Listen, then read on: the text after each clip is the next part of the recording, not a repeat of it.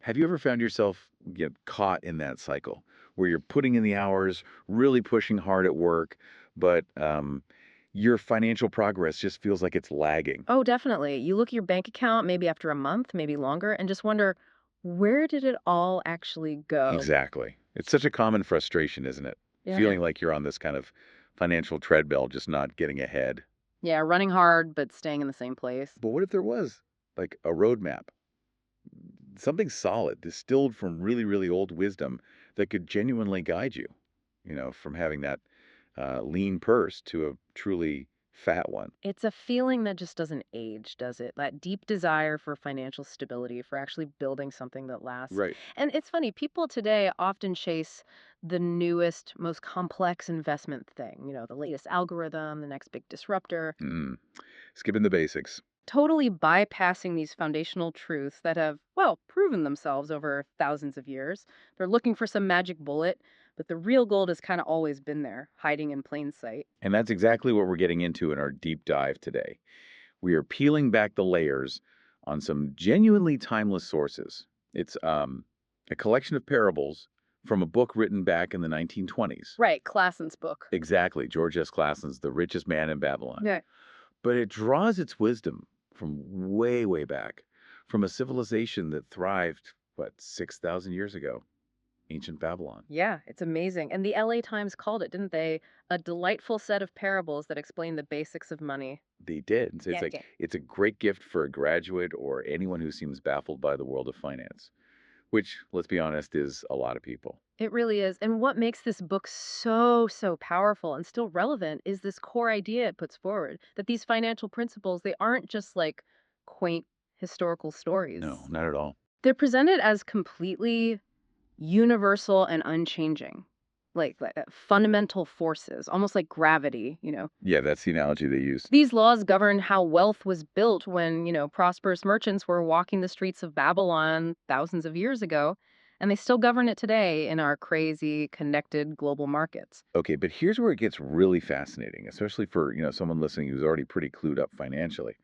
What can we, with all our modern tools and knowledge, actually learn from a city that was literally built out of nothing, Hmm. like a barren desert? Right. Babylon, by all accounts, had almost zero natural resources, no forests, no mines, not even stone for building, the book says. And yet it became the wealthiest, most influential city of the ancient world. Hmm. How? How did they pull that off? What secrets did they know? That's the core question. So, our mission today is to really extract those potent nuggets of knowledge, give you a shortcut maybe to being truly well informed about money. We're looking for those aha moments, Yeah. guiding you through some surprising facts, some practical steps. Actionable stuff. Exactly.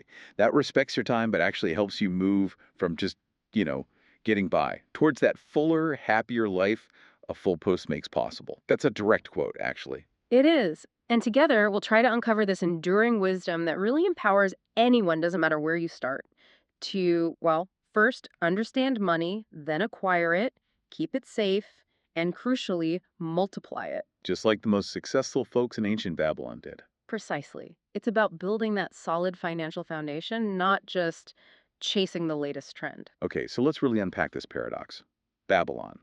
When you picture a rich, ancient city, you probably think, I don't know, fertile fields, gold mines nearby, maybe a big natural harbor. Yeah, the usual advantages. But the sources we're looking at paint a totally different picture for Babylon.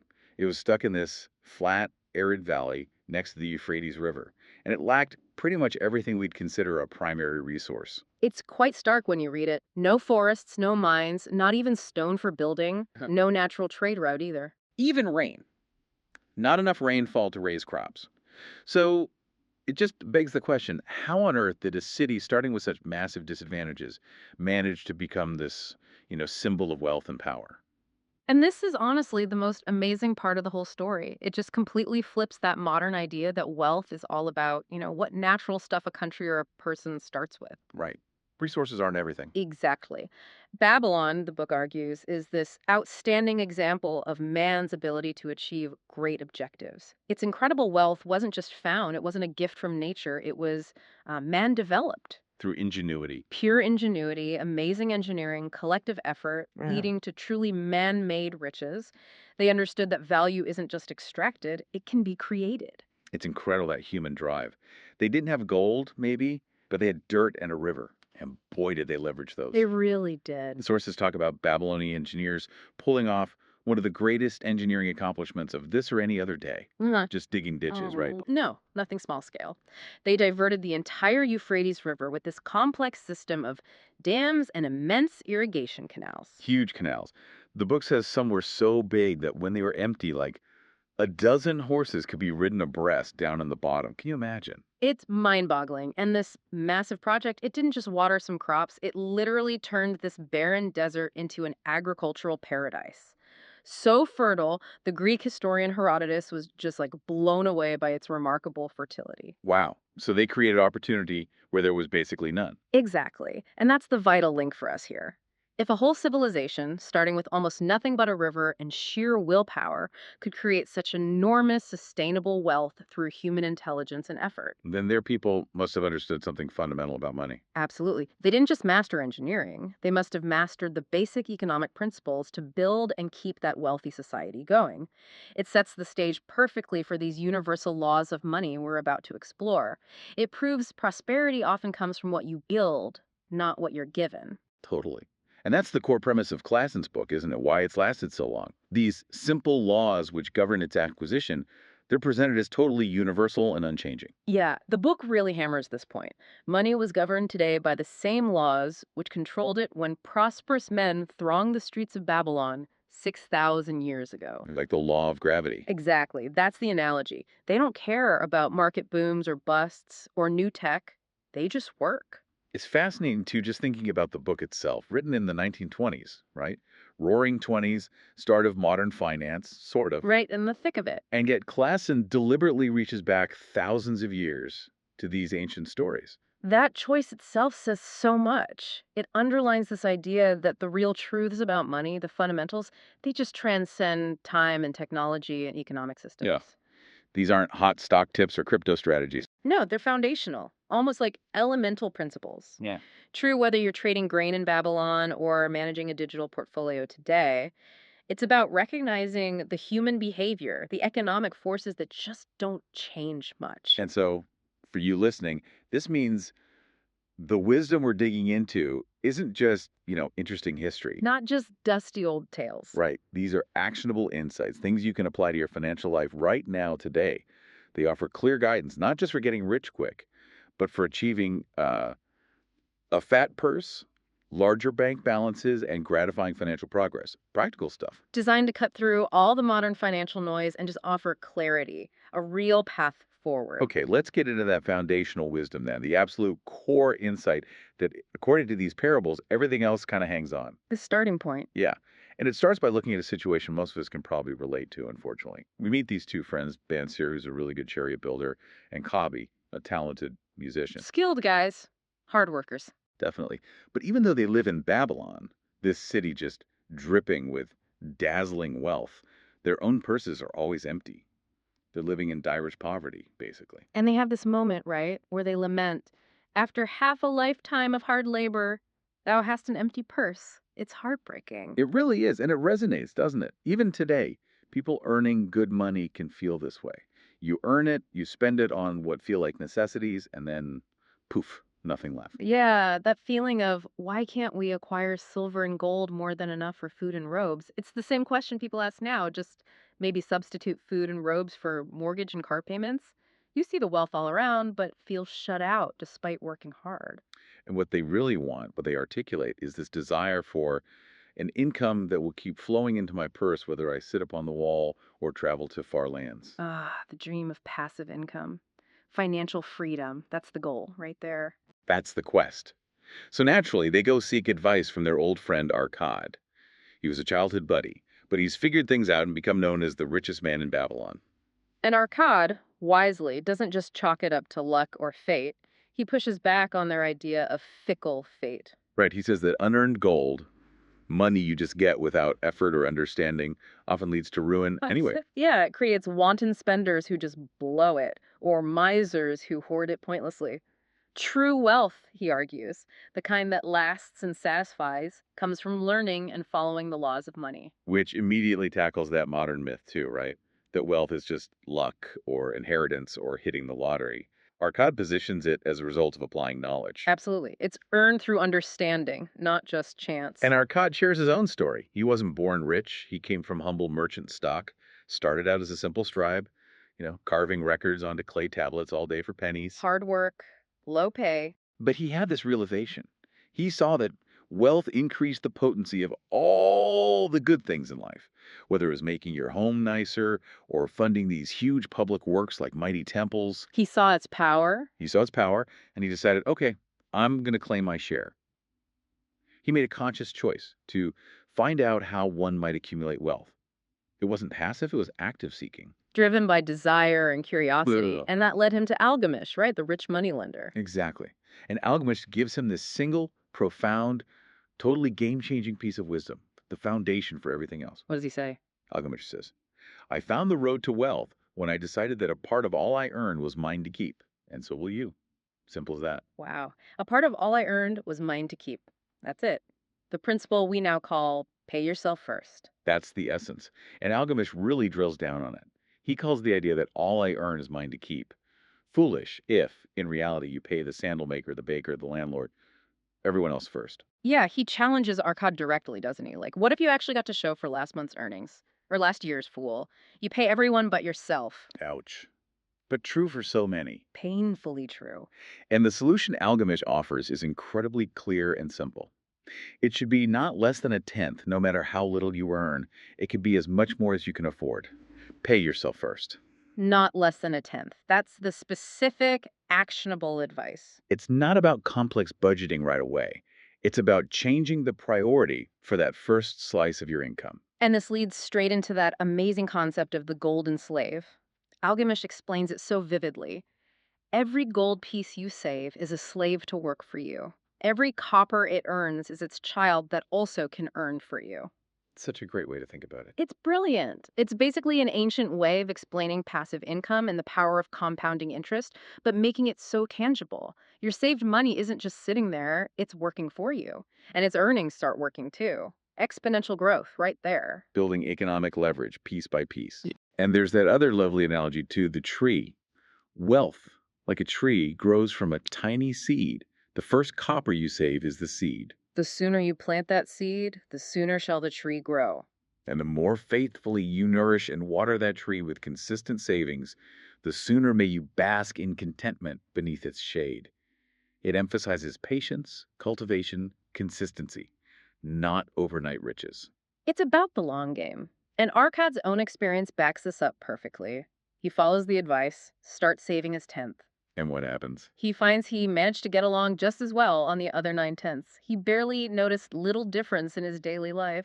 That's amazing. You'd think cutting back 10% would hurt. You would. But even more interesting, he felt like coins come to me more easily than before, as if prioritizing himself financially shifted his mindset, maybe attracted more opportunities. Like an abundance mindset kicking in. Something like that. It really challenges our usual assumptions about scarcity. So, for everyone listening, that's the crucial takeaway here. This simple but absolute profound principle, pay yourself first. It's the non-negotiable first step. The bedrock. It changes your whole relationship with money. You stop being just a channel for it to flow through, and you start becoming an intentional accumulator, a cultivator of your own future wealth. You fill your own reservoir first. Okay, so Arcad masters this first principle, gets rich, and his wisdom eventually reaches the ears of King Sargon. The big boss. Right.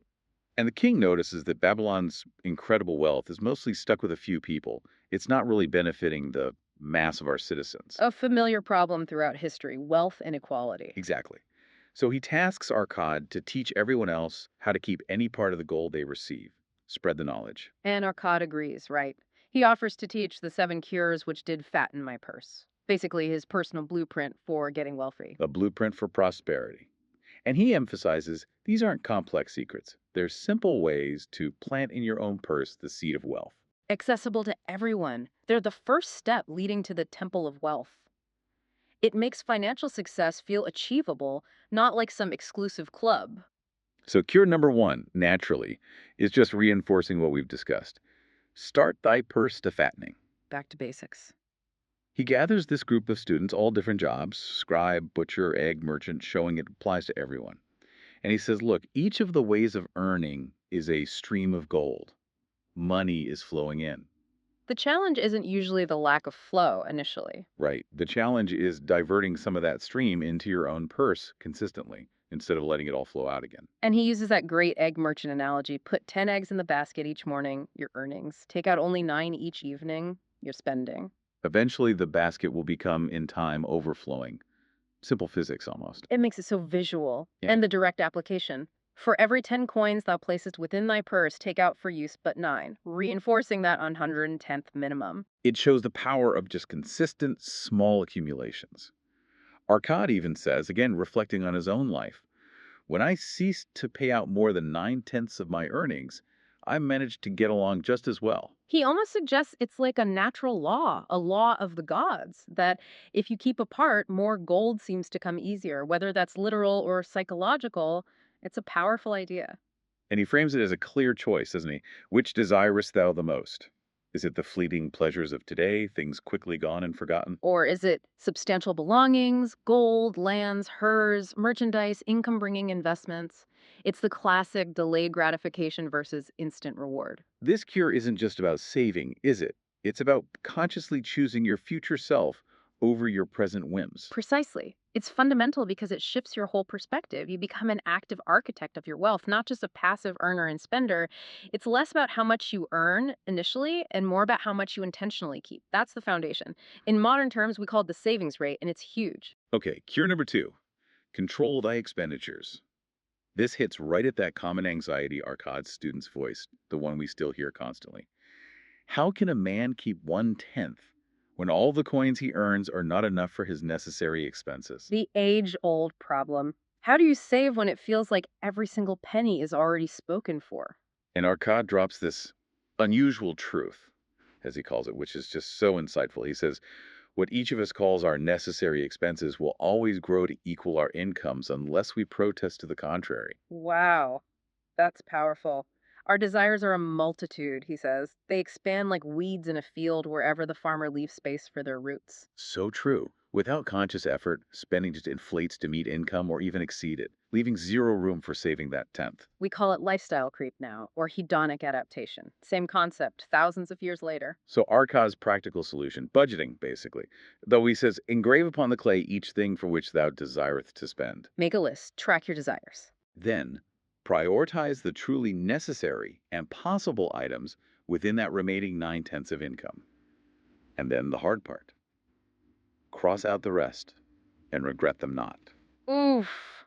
That takes discipline, distinguishing needs from wants. It's not about punishing yourself, though. It's about being radically intentional. Right. And when one student complains, calls budgeting slavery. Arcad has this brilliant reframing. He says a budget isn't a chain, it's a tool to help thy purse to fatten. It helps you achieve your most cherished desires by defending them from thy casual wishes. Like a bright light in a dark cave showing up the leaks from thy purse. That's such a great image. It really is. Budgeting isn't about restriction, it's about strategic allocation to achieve real freedom, protecting your big goals from all those little impulse buys. It's a weapon against lifestyle inflation. Okay, cure 3. Make thy gold multiply. Arcad is blunt here. Gold in a purse is gratifying, but earns nothing. Just stacking coins or cash in a low interest account today isn't enough. Right. The goal is to put thy treasure to labor and to increase. He actually redefines wealth here. It's not in the coins he carries. It is the income he buildeth, the golden stream that continually floweth into his purse. Moving from a static pile to a dynamic flow, that's the key shift. And he uses his own story again, his first profitable investment, loaning money to Agar, the shieldmater. Agar needed capital for bronze, right, and paid Arcad liberal rental interest for using his saved gold. Crucially, Arcad didn't just spend that interest, he reinvested it. The virtuous cycle. His capital increased, but its earnings likewise increased. That's how he built his army of golden slaves. His money working, making more money, which then also started working. Classic compounding. And the power of that compounding, letting those children earn too, is shown in that story about the farmer, right? Oh, yeah, the 10 pieces of silver saved for his son. After 20 years, it grew to 30.5 pieces. Good, but not amazing. But then give it more time, 50 years. And boom, it explodes to 167 pieces, almost 17 times the original amount. That's the magic of long-term compounding. Exponential, not linear. It really drives home that saving the tenth is just step one. Investing it and reinvesting the returns, that's how real fortunes are built over time, creating that income stream that works for you. Absolutely. In modern terms, think long term investing in diverse assets. It's not just the return rate, it's the time you let it compound that really builds wealth, something the Babylonians intuitively grasped, even without spreadsheets. Okay, fourth cure. Guard thy treasures from loss. Arcad gets serious here. Misfortune loves a shining mark. Gold must be guarded with firmness.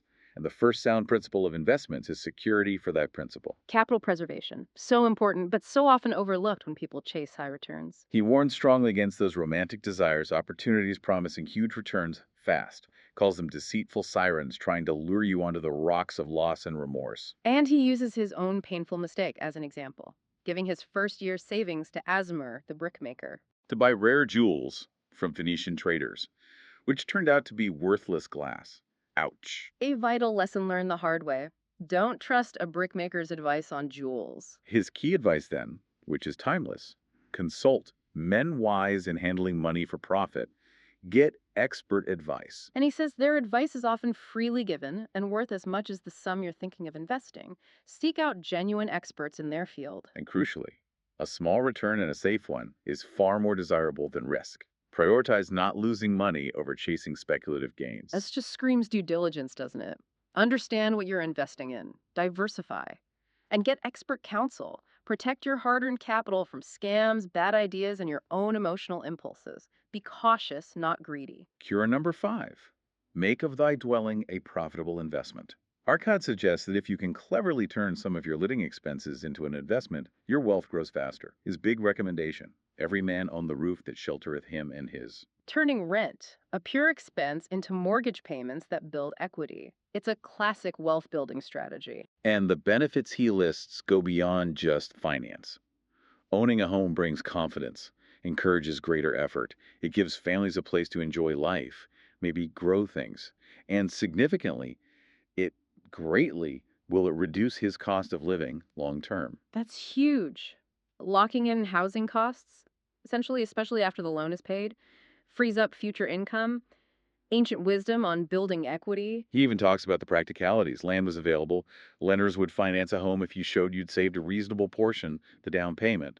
Then regular payments reduce the debt until you own it outright. He paints that lovely picture of eating figs from your own trees, the pride of ownership. It's about security and independence, too. It really highlights how a home can be more than just shelter. It's a foundational asset for stability and building wealth. Even with modern complexities like taxes and maintenance, the core idea of converting expenses to equity is still powerful. Definitely a cornerstone investment for many. Okay, cure 6. Ensure a future income. Arcad is really thinking ahead here. It behooves a man to make preparation for a suitable income in the days to come when he is no longer young. And also make preparations for his family should he be no longer with them. It's ancient retirement and estate planning. Exactly. He suggests ways to do it: buying houses or lands, but only if wisely chosen for future value. Strategic real estate investing. And also regular savings with interest. He uses the example of Ansan, the sandal maker, saved just 2 pieces of silver a week. Tiny amounts, but consistently. After 8 years, deposits plus interest grew to over 1,000 pieces, projected to hit 4,000 in another 12 years. Enough for a worthy competence for the rest of his life. That's the power of consistent saving and compounding for retirement right there. And incredibly, Arcad even seems to foresee life insurance. He imagines a future plan where many men pay in but a trifling sum regularly, the aggregate making a handsome sum for the family upon a death. Wow, that's remarkable foresight. Pooling risk. Right. The main point is clear: plan for old age, disability, and protect your family. For a lean purse to a man no longer able to earn, or to a family without its head, is a sore tragedy. It's about building that financial safety net, emergency funds, insurance, retirement savings. These are the modern equivalents. It's not just accumulating, it's protecting, building financial defenses. And finally, the 7th cure: increase thy ability to earn. This one shifts focus, not of goals, but of yourselves. It's all about personal development. Investing in yourself, your skills, your knowledge, your character. He starts with desire. Preceding accomplishment must be desire. but not vague wishes like, I want to be rich. Needs to be strong and definite, like aiming for 5 pieces of gold. Specific, actionable goals. Makes total sense. Vague goals lead to vague results. Specific targets give you something to aim for. Classic goal setting. Then he uses his own story as a scribe again. He didn't just clock in and out. He decided, I would be exceeded by none. How do you do it? Not by demanding raises, but through more interest in my work, more concentration upon my task, more persistence in my effort. He focused on becoming exceptionally good at his job. And the rewards followed naturally. Mastery creates value. He stresses continuous learning, too. The more of wisdom we know, the more we may earn. Artisans learning new methods, healers sharing knowledge, merchants finding better goods, always striving to improve. That's directly applicable today, isn't it? Lifelong learning, upskilling, adapting. Investing in your human capital is probably the best investment you can make. And this cure goes beyond just skills. It touches on character. Paying debts promptly, caring for family, making a will, having compassion. These aren't just nice things to do. Arcot argues they actually cultivate thy own powers. They build confidence, reputation, integrity. And these things enable greater achievement, including financial success. Trust is the bedrock of business, after all. So, this final cure ties it all together. Personal growth, integrity, self respect, they're not separate from financial success, they're intertwined. It's about becoming the kind of person who can build and manage wealth responsibly. Okay, so we've got the 7 cures, that practical blueprint. Now let's look at another layer of wisdom, the 5 laws of gold. These feel like they're forged in the fire of real experience, not just taught. Yeah, principles proven over time. And the way they're introduced is through this story told by old Calabab, the camel trader. Right, he tells the story of Arcad's own son, Nomasir, and Arcad did something unusual for the time. Instead of just handing over his wealth, He sent Nomasir out into the world first, gave him a bag of gold, yes, but also, crucially, a clay tablet carved with these 5 laws of gold. He had to prove he understood the wisdom before getting the inheritance. Calabab makes that key point. People often choose gold over wisdom, then lose the gold. But gold is reserved for those who know its laws and abide by them. Wisdom is more valuable than gold itself. Nomasir's story is the proof. And Nomasir's early attempts. Total disaster. He admits to a disastrous handling of that initial gold. What did he do? Lost a chunk betting on a rigged horse race fell for deceitful schemers, then lost more partnering with someone described as an unwise buyer and foolish spender. Ouch. Classic Ricky mistakes. Chasing quick money and trusting the wrong people. Sounds familiar even today. Totally. These examples show exactly what happens with inexperience, those romantic desires for fast wealth and not seeking proper advice. They're perfect illustrations of what the 5 laws warn against. He learned the hard way. As he says later, had I but sought wisdom first, my gold would not have been lost to me. That painful journey through poverty forced him back to his father's principles. Okay, let's break down these 5 laws that Nomasir eventually learned to live by. Law number 1. Gold cometh gladly, and in increasing quantity to any man who will put by not less than 1/10 of his earnings to create an estate for his future and that of his family. So it echoes cure 1, pay yourself first. But it adds that dimension of creating an estate, doesn't it? Yeah. Thinking bigger, longer term.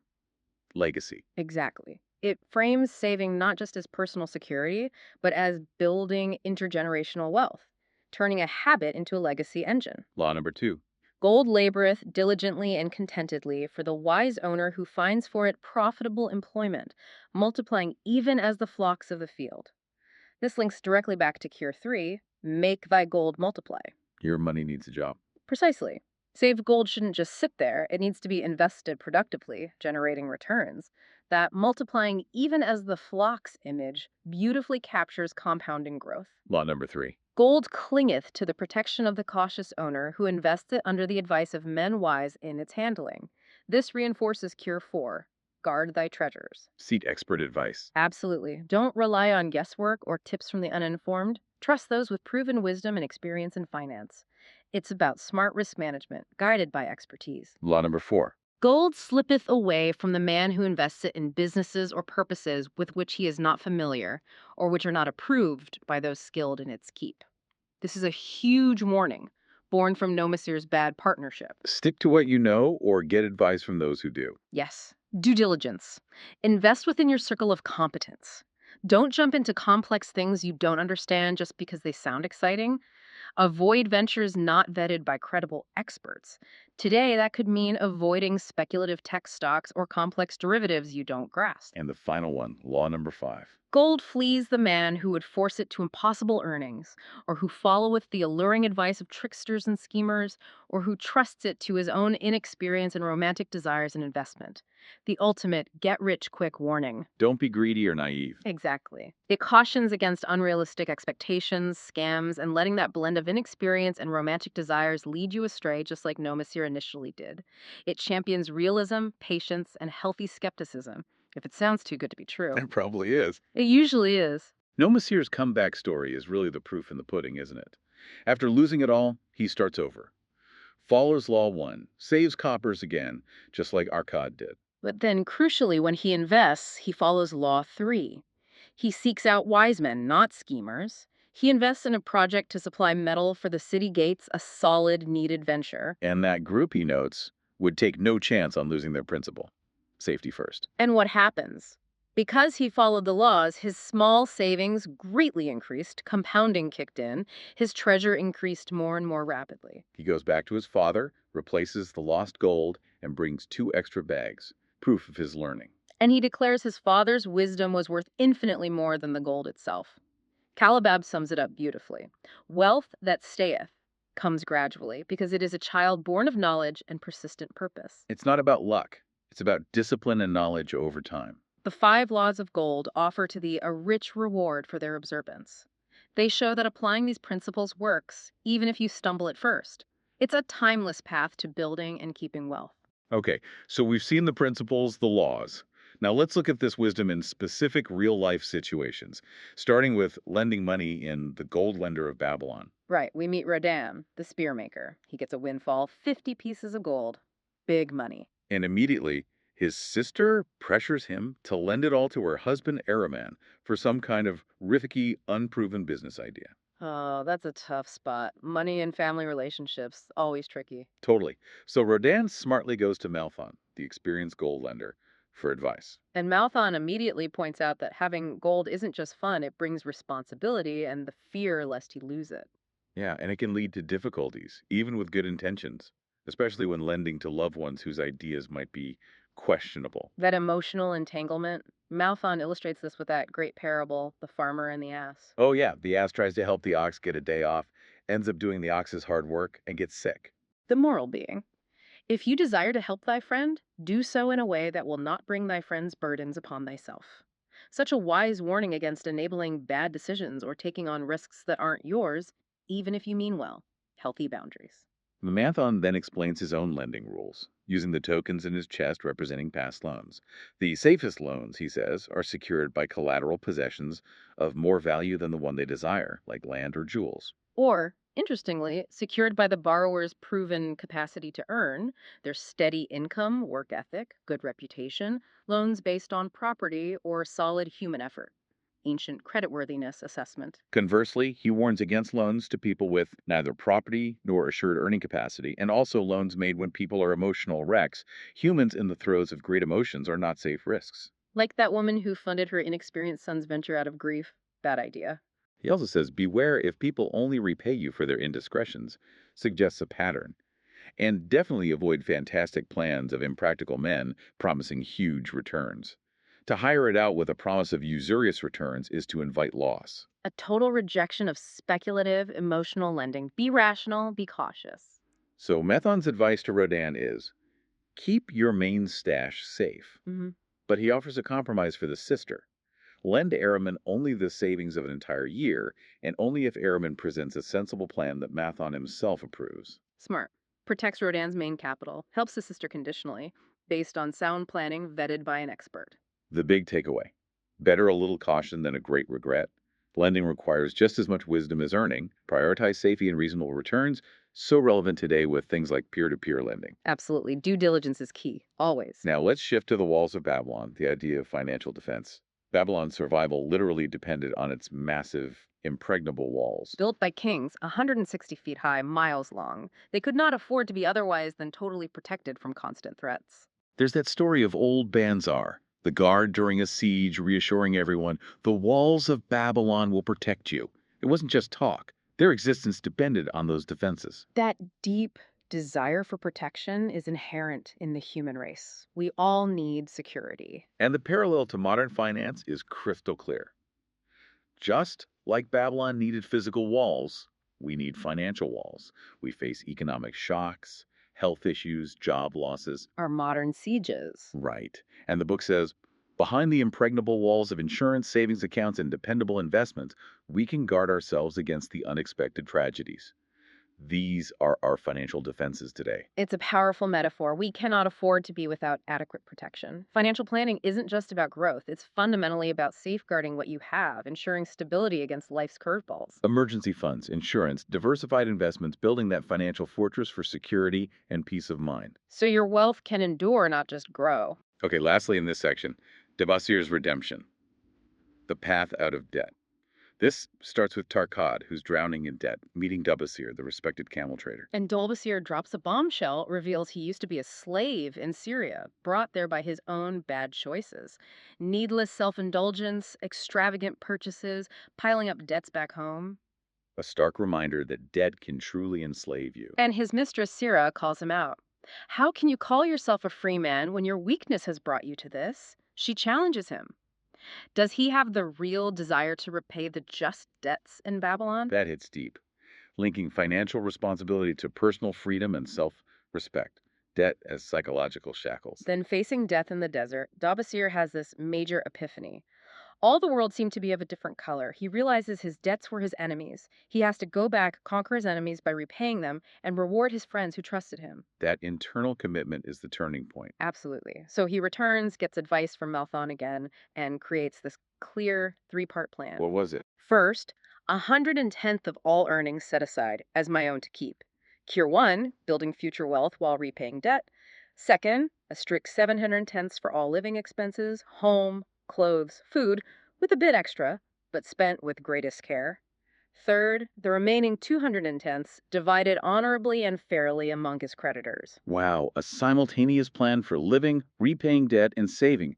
That's powerful. Super structured, and it wasn't easy. Some creditors were hostile at first, but most willingly accepted his consistent, transparent plan. He tracks his progress on clay tablets, seeing his debt shrink and his own savings grow. He becomes an honorable man again. His heart gets lighter. It's about regaining dignity. And amazingly, this ancient plan gets modern validation. Those letters from Professor Shrewsbury in the 1930s confirm he and his wife used Dabasir's exact 107-20 model to get out of debt and build savings, living comfortably on the 70%. Incredible. Proof these principles just work across millennia. The lesson is profound. Where the determination is, the way can be found. This plan offers a concrete, empowering path out of debt, towards self-respect, and building wealth simultaneously. True financial freedom. Okay, our final section looks at two crucial, often undervalued pillars of success: the power of work itself and recognizing and grabbing opportunity. We start with the luckiest man in Babylon. Sharunada, a rich merchant, is trying to teach his spendthrift grandson, Hadan Gula. And Sharunada reveals his own past again, not born rich, but started as a slave, brought down by gambling and drinking gaming house and barley beer. Timeless vices. But in the slave caravan, another slave, Megiddo, gives him this life-changing perspective. Work is the best friend I've ever known. That's quite a statement. Isn't it? Megiddo explains, work, well done, does good to the man who does it. It makes him a better man. It reframes work not as a chore, but as a path to growth, skill, self-worth. So Sharunada applies this, even as a slave. He learns to bake honey cakes, gets really good at it, sells them, saves pennies, and eventually buys his freedom. His willingness to work and his excellence impress people. Including Hadan Gula's own grandfather, Arad Gula, who was also a former slave inspired by work ethic, possibly Dabasir's story. Arad Gula became a great man, his work becoming his best helper. It shows this cycle. Work builds skill, skill creates opportunity, opportunity builds wealth. And the grandson, Hadan Gula, who thought work was made for slaves, finally gets it. He sees these stories, sheds his fancy clothes, and commits to the path of diligent work himself. It underlines that work is the engine. Sharonada even says he's glad work isn't just for slaves, because otherwise he'd miss his greatest pleasure. It's about contribution and satisfaction, too. Building on that, let's look at seizing opportunity and fighting procrastination. Even the wise Babylonians debated how to attract good luck. And they figured finding lost purses was rare, and gambling odds were always stacked against you. Real luck wasn't random chance. Arcad defines it brilliantly. Good luck often follows opportunity, but seldom comes otherwise. You entice good luck by accepting opportunity. And crucially, men of action are favored by the goddess of good luck. So luck isn't passive, it's the result of being prepared, seeing an opportunity, and acting decisively, creating your own luck. But the big enemy stopping us procrastination. That internal saboteur. The book gives examples. The merchant who delayed investing in a good land deal, the buyer who hesitated on buying sheep and lost out, called a procrastinator. Arkan says this spirit of procrastination is within all men. That nagging voice urging delay when opportunity knocks, especially if it looks like hard work or requires risk. It's an enemy waiting to thwart my accomplishment. Such a universal human flaw, that inertia, that fear of acting, that kills so many good intentions and potential successes, the silent killer of dreams. And the final, powerful takeaway. No man can arrive at a full measure of success until he hath completely crushed the spirit of procrastination within him. Opportunity waits for no man. You have to act. When you see a wise path, a good investment, a solid venture, move decisively. Hesitate, delay, and that good luck you wanted might just vanish. It's a call to action. Hashtag, tag, tag, outro. Wow, what a deep dive that was. Back through millennia to uncover some incredibly potent financial wisdom. It's amazing how relevant it all still feels, isn't it? We've gone through the 7 cures for a lean purse, the 5 laws of gold. Seen how Arkad built a fortune from basically nothing, how Devasir climbed out of debt and regained his self-respect. And how Sharanada and Aradgula found success and even pleasure through sheer hard work and diligence. And these core principles, paying yourself first, controlling spending intentionally, making money multiply, guarding it wisely, making your home an investment, ensuring your future, constantly improving yourself. They aren't just charming old stories. They feel like universal truths, applicable right now today, just as much as they were in ancient Babylon. They really cut through all the modern financial jargon. And so, for you listening, you have the power, the blueprint really, to apply these truths. It doesn't matter if you're starting lean, looking to grow what you have, or aiming for real financial freedom. The path laid out by these Babylonians who built so much from so little, it's there for you too. The wisdom isn't locked in the past. It's for us now. Exactly. So, as we wrap up, here's something to chew on. In our world, just saturated with complex strategies, fleeting trends, endless advice, what seemingly simple piece of ancient wisdom from Babylon might you be overlooking right now? What simple truth could unlock your path to lasting prosperity, real financial freedom? Yeah, the incredible walls of Babylon, they're dust now. Yeah. But the wisdom, that endured. It's as strong as ever. The real question is, what will you build with it?